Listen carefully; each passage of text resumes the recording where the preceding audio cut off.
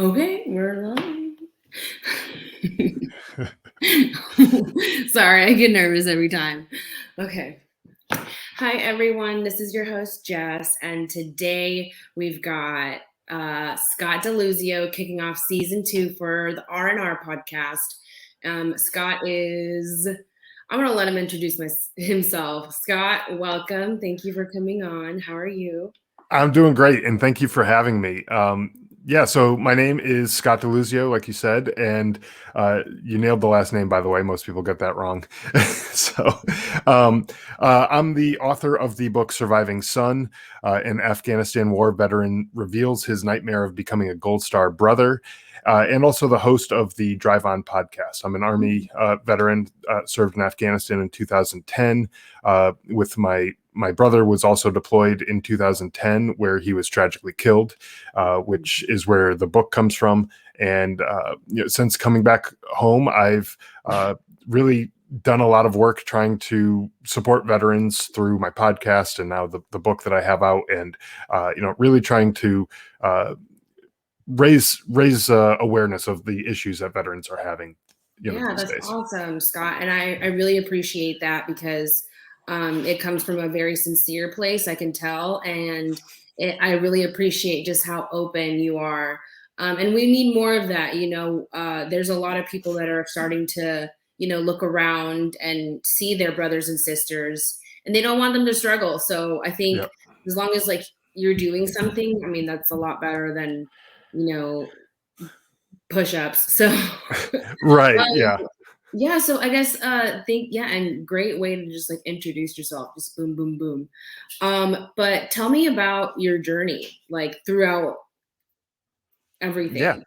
Yeah. So, and I talk a lot about this in the book too, but I, just to, give the listeners a kind of little peek inside of what I went through and everything. So my brother and I were both raised in a very patriotic family. We grew up respecting the military, and I remember when we were little kids going out to an Air Force base near our house and greeting the troops coming back from Desert Storm, and we had these little junior camouflage outfits on and stuff like that. We were all excited about it, and people growing up, a lot of times it's Superman and things like that are their heroes. But we looked up to the military and the police and things like that, and there's even videos of us holding American flags and singing the national anthem before we could actually get the words out. So that's the kind of family that we grew up in. It was a very, very patriotic. We're proud of our country.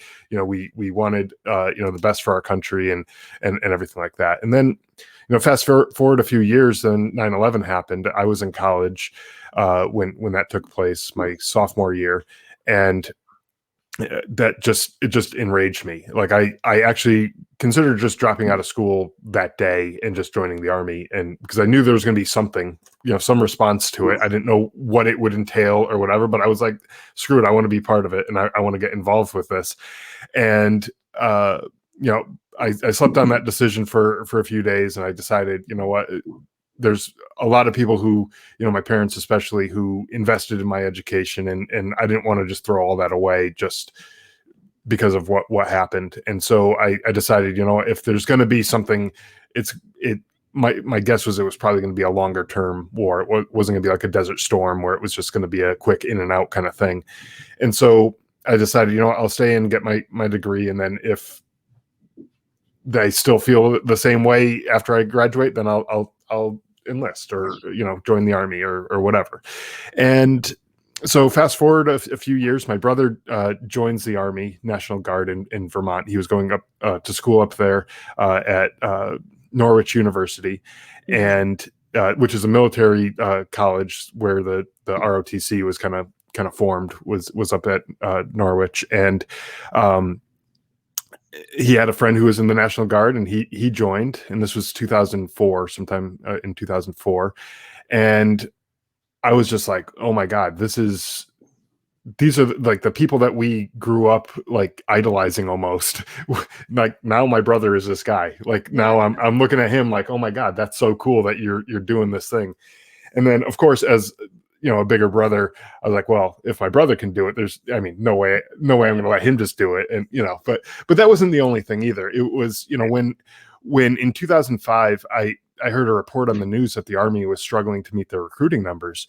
And that just pissed me off. I was like, what happened to all those people from September 12th who were ready to throw down and, get in the fight like right then, where are all those people? And then I looked at myself in the mirror and I was like, well, I am those people. Like, and I'm young enough, I'm healthy enough. Like, why shouldn't I join the military?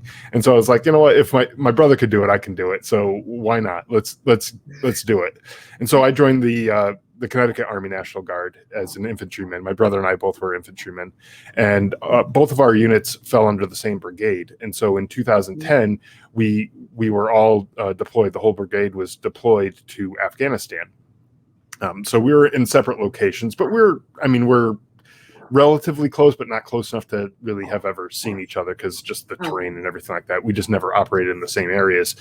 But yeah, so in August of 2010, both of our units were out doing missions on a fairly regular basis. I was out far enough that I was so remote that I didn't have access to call home for probably 2 or 3 weeks. And my brother's unit, they were still operating out of their base that they normally were, so they called home a little bit more regularly. But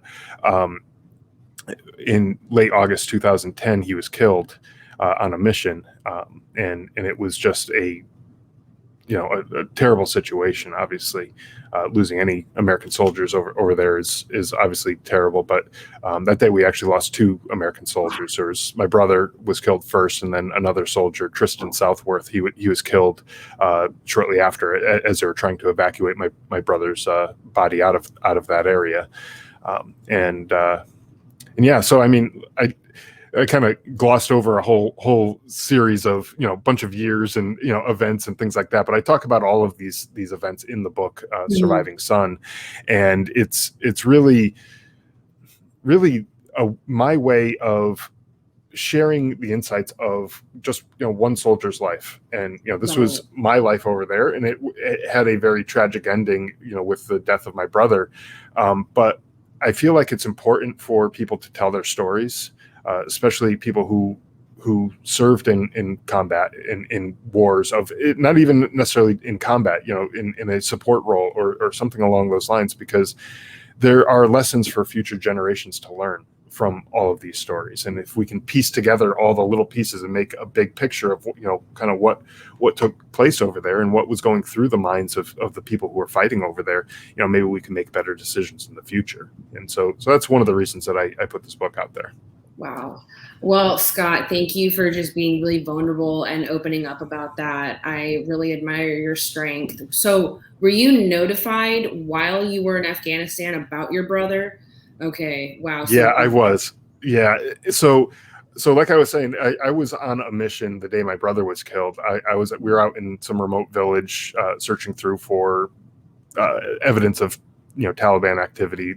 We had information that the Taliban had stolen Afghan army uniforms and weapons and things like that in this particular village. So we went through and we were doing a joint operation with the Afghan army. So, we were going through this village with them. They were kind of taking the lead. I like to make the analogy of like a driver's ed instructor, where you have the driver's ed instructor in the passenger seat with the brake. Yeah. And so I feel like we were like the instructor, where we could pump the brakes if things got a little out of control. But they were behind the wheel and doing the majority of this operation through this village. And I got a call on the radio from the commanding officer, and I was a sergeant. And so if anyone knows anything about the chain of command, you know that the commanding officer typically doesn't just go straight down to the sergeant. They work their way, the message down through the chain of command. Right. And so when I found that he was trying to contact me directly, I was like, what the hell did I do wrong? Like something really bad must have happened. Oh, okay. But I didn't know at the time like what it was. So I was checking all my guys' equipment. Like, did someone lose something or whatever? And I'm like, I'm just going through my brain trying to figure out what was going on. Right. And so eventually I link up with him, and he's like, all right, come on over here to this. It was this area like kind of behind some rocks and stuff. And he's like, come over here, take a knee, take your helmet off. I'm like, wait a minute. They never tell you to take your helmet off, like, especially outside the wire in a combat zone, like never. I'm like, so something's up, like something bad is up. And I just couldn't imagine what it could have been, because at the time, like, I didn't even consider it a possibility that my brother could be injured or killed at all, because and I think this is common with a lot of people, that's something that happens to, like, quote unquote, other people. Like that's a thing that you read about in the news. That's not something that hits home personally. Right. And so I was thinking about anything else other than him. He didn't even cross my mind in terms of him being a possibility for why the commanding officer was looking for me. And so I take a knee, and he starts telling me, that your brother's unit was ambushed and that my brother had gotten hit. And so still not even a possibility that he could be dead in my head. Right. I'm going through the logistics, Big Brother style, like looking for, how do I get to him? Does he need blood? Does he need an organ? Does he, whatever. If I have it and I don't need it, he can have it. Like, get me there. And then he's like, no, you don't understand. He was killed. And it was just like complete disbelief. And I was in shock. And of course, naturally I just broke down. I was a big mess. And about 20 minutes after finding out that my brother was killed, our own unit started taking fire from the Taliban, from that village that we just came out of. So clearly the Afghan army did not do a great job finding all the weapons and everything else. So, so I had to just put my personal issues aside, put that grieving aside, and almost forget about it for a little while, and literally put the army hat back on, literally and figuratively. And I had guys that I was in charge of, and I needed to be their leader, and I needed to be there for them, regardless of what I had going on in my life. So I picked up my stuff, and I went over to where my guys were, and I made sure that they were, positioned correctly, that they had, were behind cover, and they had ammunition that they needed. And I had to do that type of work and make sure that was going on.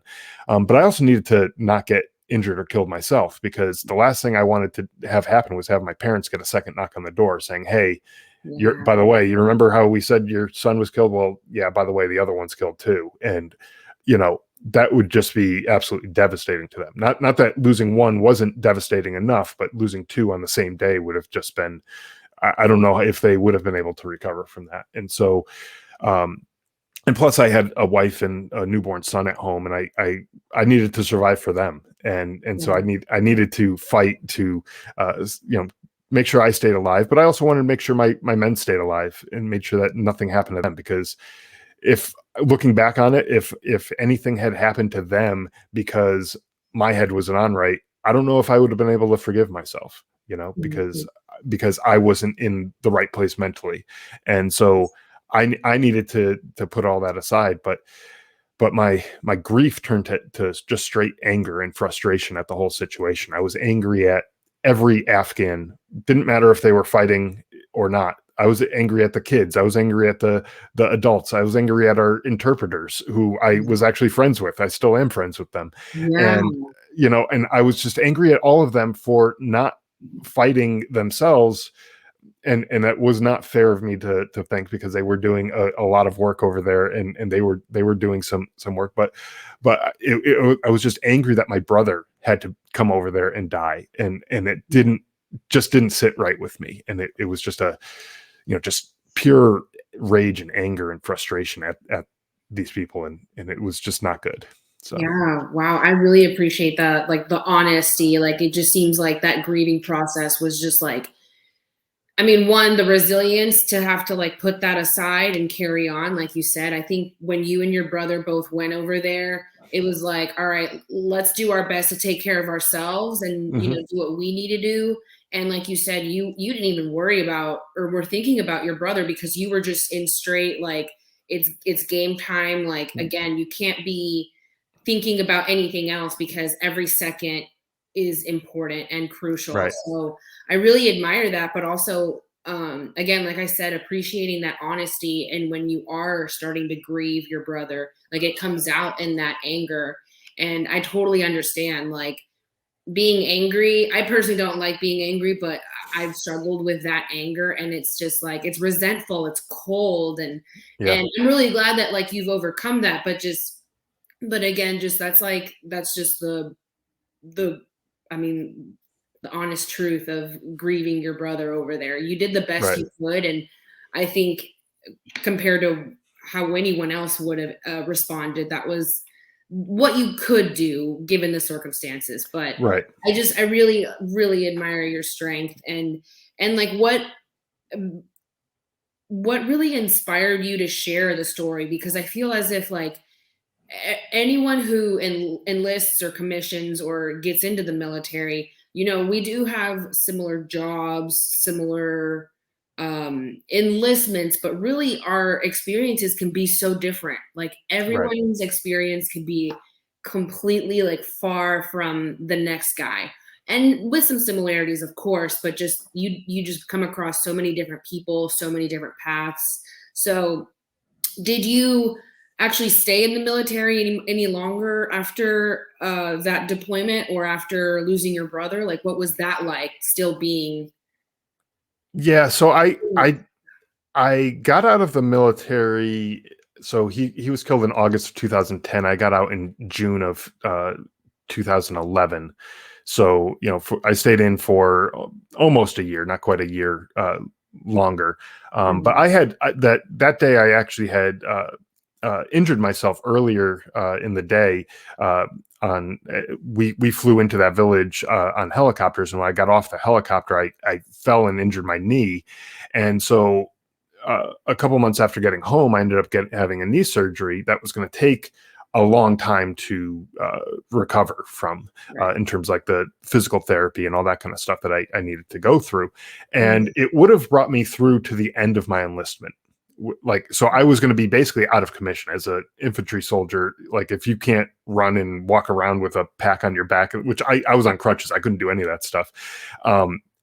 If you can't do that, you're not really able to do any of the training that we had to do. And so I would go into our drills, the National Guard 1 week in a month, 2 weeks a year, and I would go in there, and I would be sitting around while everyone else is off doing something else, and I'm just sitting there because I'm sidelined. I can't do anything. I felt completely useless, and I felt like I just didn't have that same drive or passion for what I was doing anymore. It just disappeared, and I knew I wasn't the leader that my soldiers needed me to be. I knew I wasn't, just simple things like, a packing list when they're going out to the field. If you don't want to bring enough socks for, this weekend out in the field, I don't care. You're a grown ass man. You can do whatever the hell you want. And, like, that's understandable, but I see where you're coming from. Like you're comparing the leader that you used to be to where you're at that point in your journey. So right. And I think that feeling of like just feeling useless it just kind of like trickled over and made me feel like I should just be useless because I can't do anything. And it's like, the little stuff that I could do didn't really seem all that meaningful to me. Right. And so I knew that I wasn't being the best soldier that I could be. And what I ended up doing was looking into like, what were my options?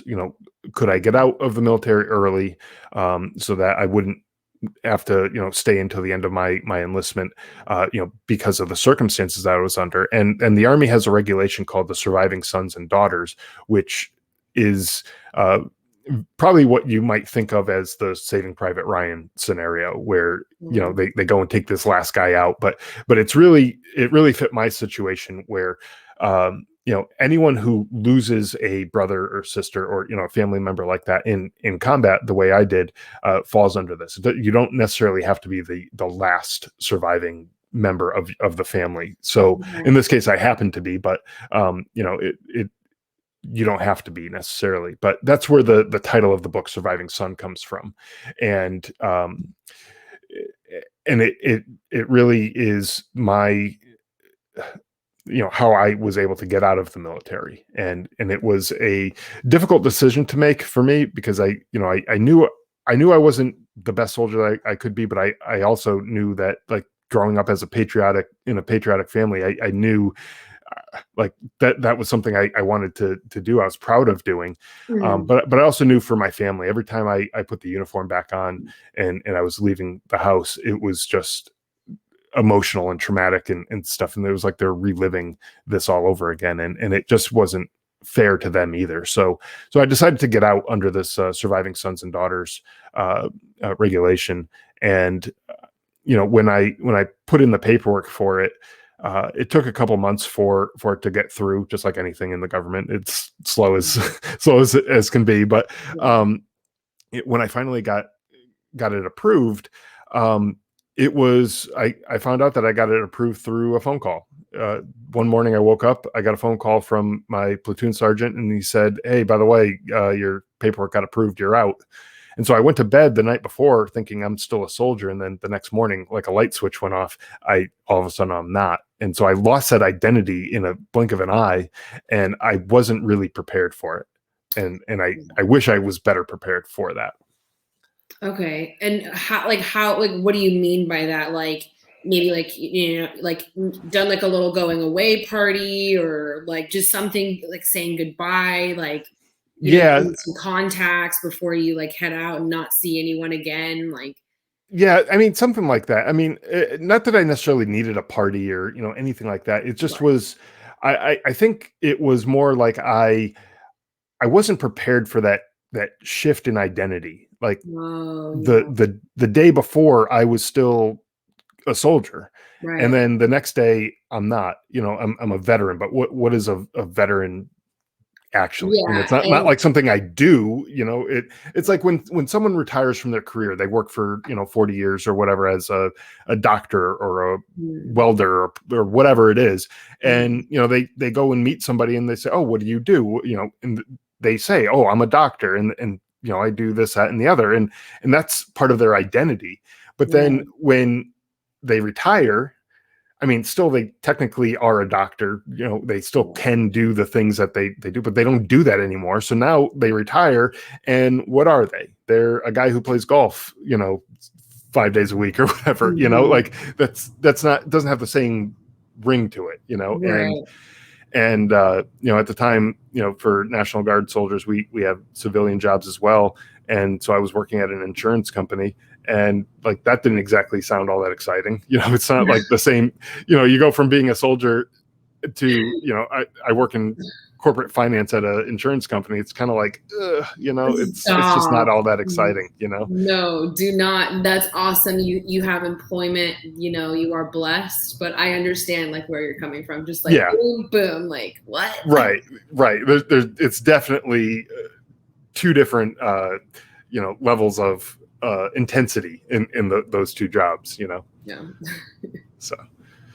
Oh my goodness. Well, I mean, I understand. I mean, whether you're active duty or National Guard, reserves, I feel as if like the processing of getting out, I see where you're coming from. Like you didn't have that day to put your uniform on, get your signatures. It's something about that process that you're making your checklist, like, you have that ETS checklist or PCS checklist, and you're getting it done. And you're like, I think it's affirmating to see it and to do it. So like you're saying, like you just, one day it was just boom, and like a drop of a hat. So I can see that. But how did you kind of struggle with that more so like emotionally or mentally? And like, did you, I don't mean to like impose, but like, a lot of veterans just really, really struggle with that change. So, it could bring, it's just like the unexpectedness when you're used to like so much planning, you're just kind of like, what do I do? Who am I? Like, what is, like you said, what is a veteran? And sometimes those stereotypes and cliches and groups can be very, limiting, in a sense. And I think you hit on that. It was just, unexpected, like I didn't even think that this was going to be a problem. Like I knew I wanted to get out of the military. I knew I wasn't going to re-enlist, and I basically couldn't do anything for the next 6 months anyway. So I was like, you know what, this is the right thing to do. I'm just going to get out now, and it'll just be done. And it just was an unexpected transition like that. I knew I was getting out, but I didn't really understand what that meant in terms of the emotions and everything like that. I didn't really get a chance to say goodbye to the guys that I served with or anything. It was just like one day I was there, and the next day I wasn't, and that's it. So it's it was just a bizarre transition, but I was dealing with a lot of other emotional type stuff going on. The PTSD, which I didn't even realize I had PTSD, because again, it was one of those things where I just figured, hey, you know what, this is something that happens to other people again. Right. And how wrong was I? I dealt with the stresses of combat, the grief of losing my brother, and I don't think I ever really picked up that grief from that battlefield where we started getting taking fire from the Taliban, and pick that up and start dealing with it in a healthy way ever again. I think I came home, and I was a changed person. I was angry. I still was angry, and I got frustrated at the littlest of things, which before going overseas, I was a very easygoing guy. Like nothing really bothered me that much. And when I came home, it was like everything set me off. Every little thing. We had a newborn at home, and when I couldn't get him to stop crying, because that's what babies do, is they cry, and I couldn't get him to stop crying. I was just angry. Like I suck at this being a dad thing, and I'm just a failure, and I'm terrible, and and all that kind of stuff. And I would just get angry at myself, and I yell, and I'd whatever. And it just was, it was like, who am I? Who is this person? Like I never would have been this way before. And so eventually I decided to go and get help. My wife and I were like, you know what, this has kind of gone on long enough. It was one of those things where I was like, maybe I can try to figure it out, fake it till I make it, or whatever. But but that doesn't work, and for some people maybe it does. But for me it definitely didn't. And so I went to the vet center to get some counseling, and I went there for a couple of years, and it was helpful, and it got me to the point where I wasn't quite as mad and frustrated and angry and yelling all the time and stuff like that. But and so I figured, hey, I must be cured. Everything's good now. And so I stopped going there for a little while, and then I started slipping back into some of the old habits and some of the old things that I was doing. And I noticed it in myself. My wife noticed it, what kills me the most is I notice it in my kids too. Because when kids are growing up, they learn from watching their parents. They learn how to speak, and they learn how to interact with people by watching what their parents do. And when I noticed, I used to do this thing where I'd grit my teeth, like when I was angry or frustrated. And then when I noticed my son doing it too, I was like, holy crap, is this really what I'm doing for my kids? I'm teaching them how to be this angry, frustrated, grumpy old man. And they're only a few years old, and like that's not a good start to a life. So I was like, what, I need to get this right again. And so so I went to the VA this time for some more counseling, and got better, through the sessions that I went through and everything that they provided for me. But it made me realize that mental health is not one of those like one and done kind of things. Like if you go and like with physical health, you go to your doctor for like an annual checkup, right? You just go and get a physical, make sure everything's working the way it should be, and there's no warning signs popping up, right? Like I don't think it's a bad idea for people to go just periodically. I don't know if it's once a year or every 6 months, or I don't know what the time frame is, and each person maybe is even different. But I think it's worth it to just go and get a quick little checkup to see, like, is there any warning signs, stuff that maybe I'm not recognizing in myself, but maybe a third party, some outsider looking in at me and my reactions and my what I'm saying and doing, just so that should something be piling up, it doesn't get too high, and I make the analogy sometimes of, you can sweep things under a rug, and you might be able to get like one or two things under there and not really notice it. But, when you keep sweeping on it, eventually you're going to have a rug you can't walk on because it's going to be this big pile of crap in the middle of the rug. And I think that's the same thing with mental health. Like as all those little things get swept under the rug, eventually you need to clean them out and address them and take care of it, So really that's the thing I hope people take away is that they learn from my mistakes. By no means am I a professional, like a mental health counselor or anything like that. But I hope the people who read my book and listen to my podcast, they learn from the mistakes that I or other people have made, and recognize that there are healthy ways to deal with the things that they're going through, that they don't have to struggle in silence all by themselves.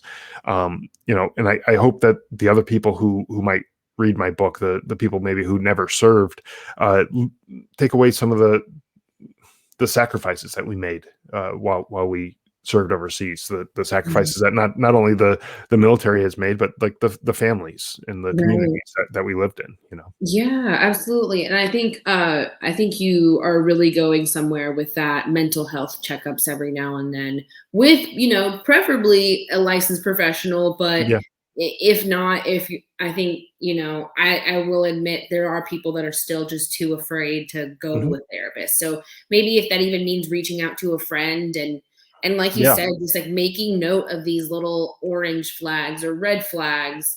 And then that way it's just like a checkup. You can see like, hey, am I acting like myself? Like, am I a little more short fused? Just like you can do like a self-analysis that way. And if you start catching yourself slipping, you're like, oh, let me go back to see someone or talk to someone. Or for me, like I personally do like a little another checklist of just like things that make me come back to me, normal, happy, mellow.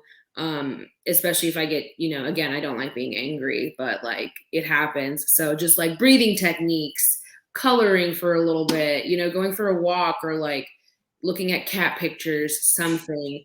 But it is really good to do that checkup every now and then. I think that way, like you said, if you can't see it yourself with situations or your feelings, someone else will be able to see that and help you before it's too late. So that is so important. And I really appreciate, again, your honesty and just opening up about that. So can you tell us a little bit about the book? Like what was it like writing it? Well, it was a very long process. So I started just more in like a journal format, not in any sort of book format. It was more writing down things that happened, places that I went to, events that took place, things I was feeling at the time. Shortly after I returned from Afghanistan, I just started writing some of these things down. And as things occurred, throughout the next few months and things like that, I would add things to it. And it was really just kind of like a journal for me. And the reason why I did it was because I knew my kids would grow up. At the time I only had one son, but we were planning on having more kids, and now we have 3. And I knew that they would grow up and they'd have questions about my time in the military, what I did in Afghanistan, what happened to their uncle, all that kind of stuff. And I also knew that with time, memory fades and things get distorted in your mind. And I didn't want to give them a distorted view of what actually happened. So I wrote down all this stuff so I'd have the facts, like as I remember them at the time. And then I used that, a few years ago, I decided to turn that into a book. And so I started writing it right around the time I started my podcast, somewhere around there. And I decided to put it into a book format because, like I said before, I think it's important for us to tell our stories. No matter how big or small, I didn't play this huge role where I was commanding, an entire, division of troops or anything like that. I wasn't like a, general level or anything like that. I was just one of the grunts on the ground who was doing the work. And I think it's important to hear those stories. And so I wanted to get it out there. And at first I didn't know exactly what I was going to write it as. When I first started, I think I was going to start writing it as like a self-help book, but then I was like, I don't even have my own stuff together. So how am I going to tell anyone else how to do it? So, I feel that. Yeah, it's like, but then I realized it was really like a story of, who I am, who my brother was, and like just telling people all about the individuals who were fighting this war. And I wanted to tell my brother's story, especially because he can't anymore. And I talk about this a little bit in the book too, but when I came home from Afghanistan, there were news vans lining up and down my parents' street right outside their house. And when I saw them, it just enraged me. I was still dealing with anger issues, but I was looking at them and I was like, these vultures are here, to just pick at whatever pieces of the story they can get. And I didn't even want to talk to them. But then it dawned on me that if I don't talk to them, if my family doesn't talk to them, then they're gonna run a story one way or the other, and they're gonna probably just go to some random person in a parking lot, grocery store parking lot or something, and just say, hey, what do you think about the local soldier who was killed in Afghanistan? And that would be some generic BS kind of story. And I was like, you know what? I don't want that for my brother. I want people to know who he was and get the real, like straight from the source, like from his family, who he was, what he was all about, and all that. And so I wanted to do the same thing with this book. I wanted to tell his story, talk about who he was. I tell some funny stories in there about things that he did. He was just a big, ball of fun. Like he lit up the room whenever he walked in, and you could always count on him for a good time whenever you were out doing something. He'd always make it fun. And so I tell stories about that type of stuff, like how he made things fun. And you'll have to read the book to get this one, but you'll never look at bubblegum the same way. I'll just give that little teaser in there. So you'll have to read the book to find out all right. I'm excited. What I'm talking about. But yeah. And so he, that's one of the reasons that, telling his story, just getting that out there. And that it was a difficult thing for me to do. And whenever I started writing about the day he died, and there's a whole section of the book dedicated to the day he died, I would always tiptoe around that. I'd start writing a couple words and I'd move on to something else, and I'd go, oh yeah, that's right, I want to write about this other thing. I just put it off so much, and procrastinate as much as possible on that, because I didn't want to face it again. I don't think, and it was hard for me to face. But once when I put it on the paper, it was like weight was lifted off my shoulders, and I got it out there, and I was like, you know what, this doesn't feel better, that he's still dead, so it's not like it's bringing him back, but it feels good to be able to tell his story. And so, that I can actually do that for him. And I feel blessed that I'm still here, and I'm able to do that for him and represent him in the best way that I think I can. And that's hopefully what I'm doing. Yeah, I really respect that. I think he would be so proud of you. Not sure what you believe in, but yeah, just, again, I'm blown away by your strength, and you're absolutely right about how memory can kind of distort things. So writing things down is something that I've been doing too. Yeah. And cherishing those good memories. That way it's not all sad and bad, but that was heavy. And thank you for sharing that with me. Yeah. But so you said that during the time that you were writing the book, you were also starting your podcast. What drew you to start the podcast? Yeah. So shortly before I started the podcast, we had several soldiers over the course of a few years that I served with over in Afghanistan who took their own lives after coming back home. And so, we went that whole deployment. We didn't lose soldiers in my company. And, we came home and we started losing them. And I was like, that sucks. That doesn't sit right with me. I'm not going to just sit around waiting for another phone call telling me that someone had killed themselves. And like, I can't just sit around like that. So I decided, I wanted to reach not just the guys that I served with. I wanted to reach veterans in general, because I started hearing more and more about the 22 a day and all that stuff. And I knew it was a problem in the community, in the veteran community. And, I didn't know a whole lot of the details behind it, but I started looking into it, and I realized that it was not just suicide that was a problem. There was, substance abuse. There was, homelessness. There was a wide range of other issues that veterans were having. And I wanted to address these things. And I wanted to provide a platform for people to come on and share their stories, much like I was sharing my story in my book, but to give them a voice and share their story.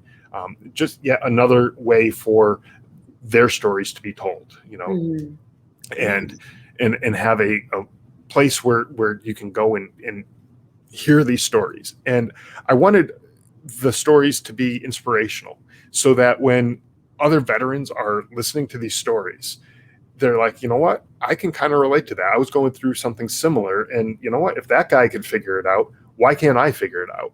And let me listen to what this person did, and maybe that'll work for me too. Maybe it won't, but maybe it will. It at least gives them hope, because sometimes people are on that edge, and they're just ready to give up hope.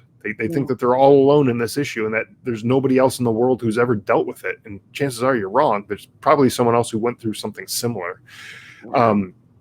If not the same exact situation, it may be similar enough that you can learn some lessons from how they did it. And so that's what I want to do is share those stories, so that the people who are struggling, they're not struggling alone. And sometimes that's all you need, is just knowing that you're not alone.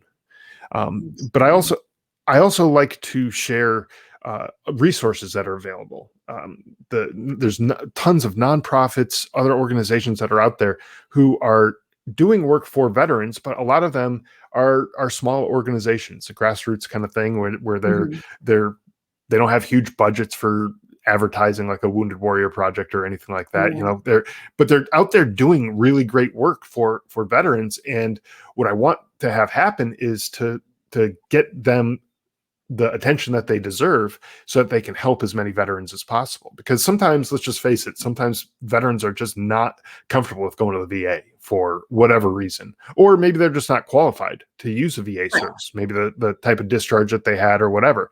But it doesn't mean that they don't still need some help with one thing or another. And there are organizations out there who don't care if you were, other than honorably discharged or dishonorably discharged or whatever. If you put on the uniform at one point or another, they say, okay, cool, we're going to help you.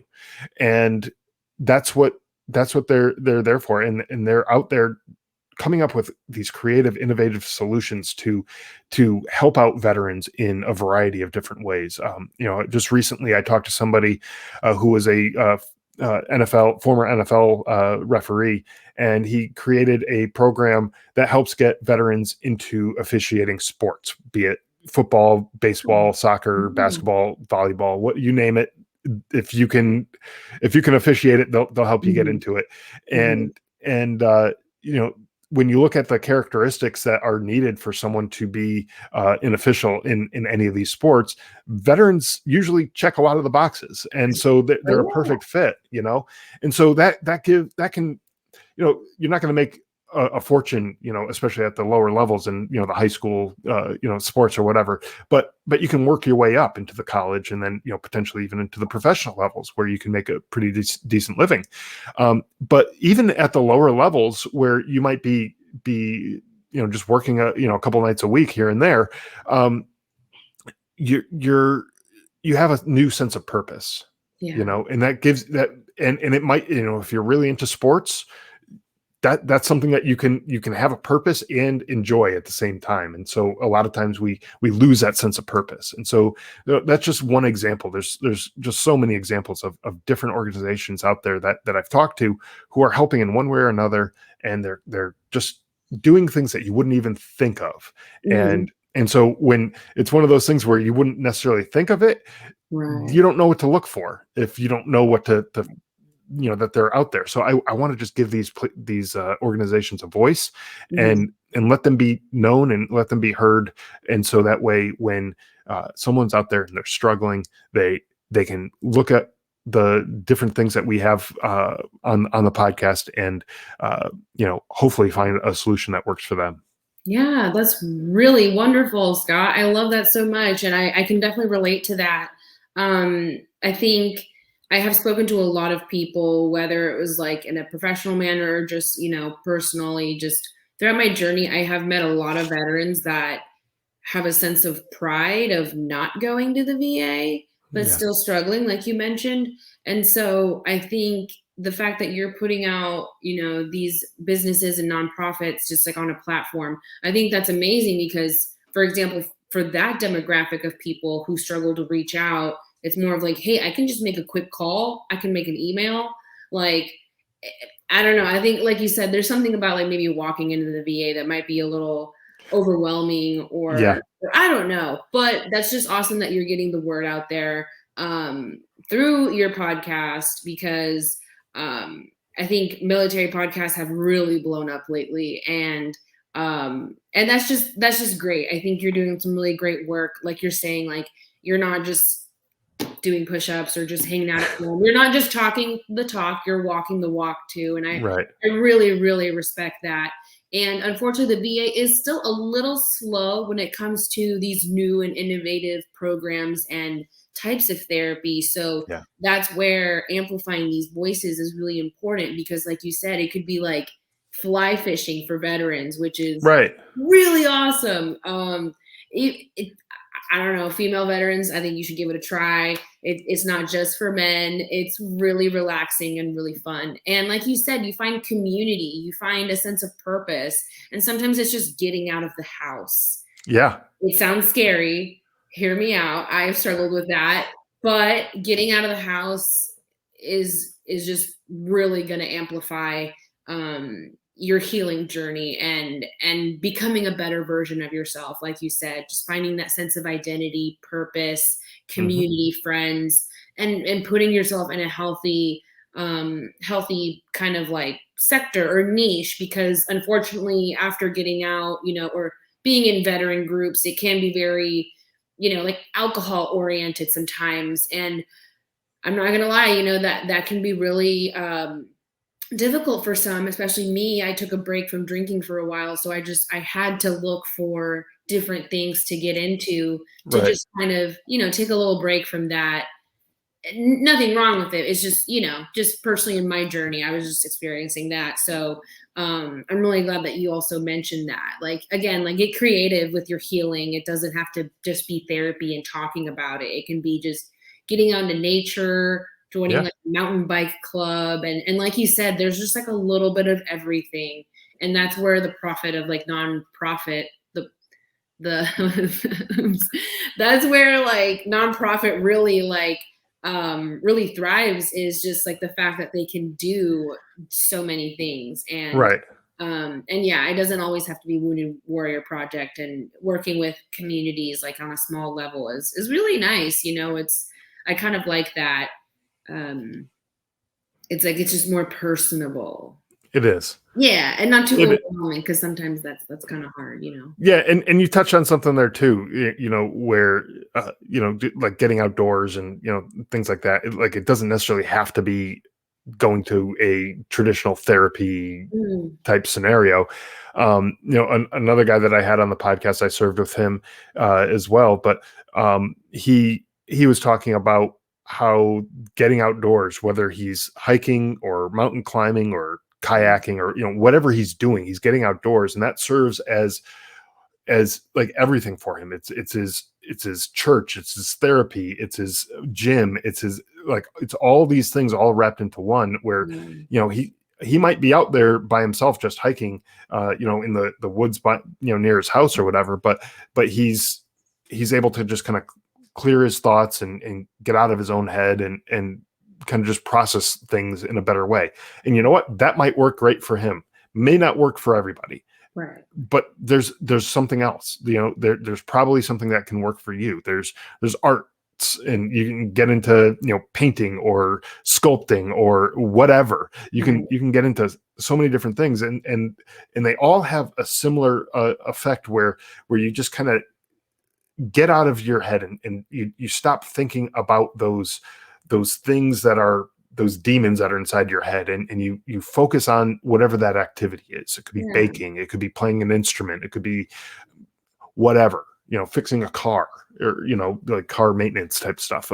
Like you could do so many things, and just kind of just get focused on them, and those little things might just be enough for you, that you don't need therapy necessarily. Right. The traditional therapy, and that could be your own form of therapy. So if you think that you've tried everything, I'm going to probably guess, if I was a betting man, I would bet that you probably haven't tried everything yet. There's so many things out there. And if you think that you've tried everything, check out the podcast, Drive On Podcast, and see, see what other things are out there. And if there's something, if you've tried all the things that we've talked about on this podcast, let me know. Reach out to me directly and let me know. I'll find something else. I'll get somebody else on the show. Is out there. And I mean, it'd be great to just pick their mind, because I'm sure there are people like that are that can be frustrated in their journey. I've been there before. Just like, hey, I've been doing it. Like, what's going on? Like, thinking XYZ thoughts, usually negative. And I'm just like, what's the deal? So I think I like that challenge, but also like challenge yourself, like do something a little different and see where that takes you.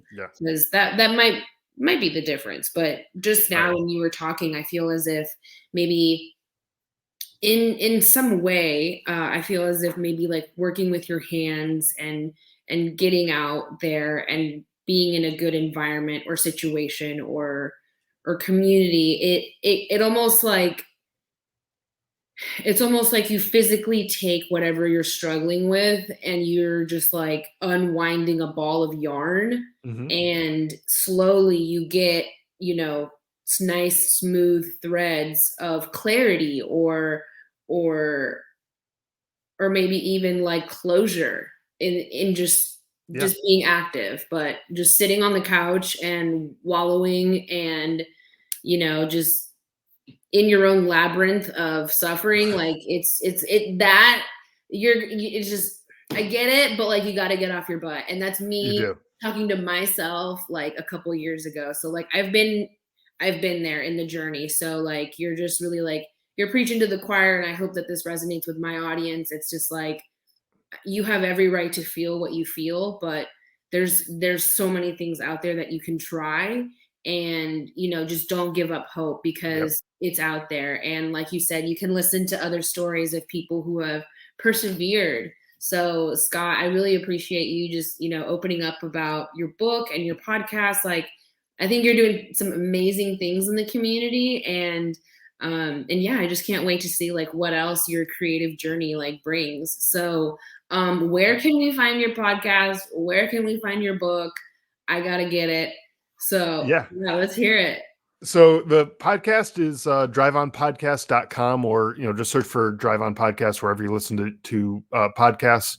In the book, Surviving Sun, you can get it on Amazon. It's in Kindle, paperback, and hardcover formats there. So you can get all three of those options on Amazon. Just search for Surviving Sun. But if you go to driveonpodcast.com, there's a link up there at the top that'll take you to the book, so you can find it there as well. But yeah, awesome. Amazon's where it's being sold for now. So perfect. I love it. And I'm so proud of you, by the way. Like, it's hard.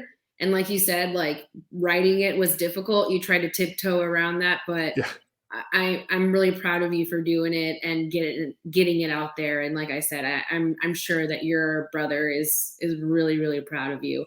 Are you on Facebook or Instagram, TikTok, any of that? Like, I'd love to post those as well. Yeah. Drive On Podcast is on Facebook, Instagram, Twitter, LinkedIn, YouTube. I think that's it.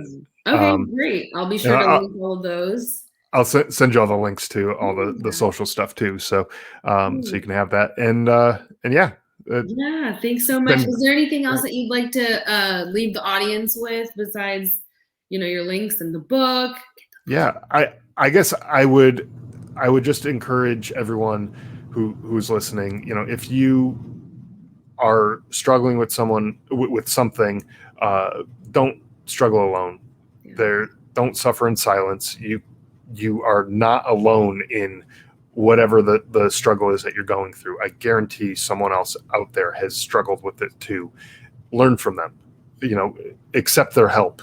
There's people out there who want to help you, and they want to give you a better path, a better direction to go through.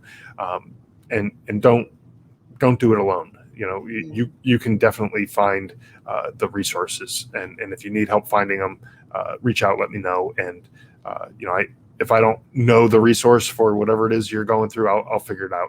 I'll help you find it. And we'll get through it. That's a true NCO right there. Oh my gosh, I love that. Thank you, Scott. I really appreciate you, and you're just such a gem. Like, really, we need more folks like you in the community. But thank you so much for just opening up and yeah, sharing your journey with me. That's really, really appreciated. Great, thank you. Thanks for allowing me to share my story. Yeah, of course. All right. All right.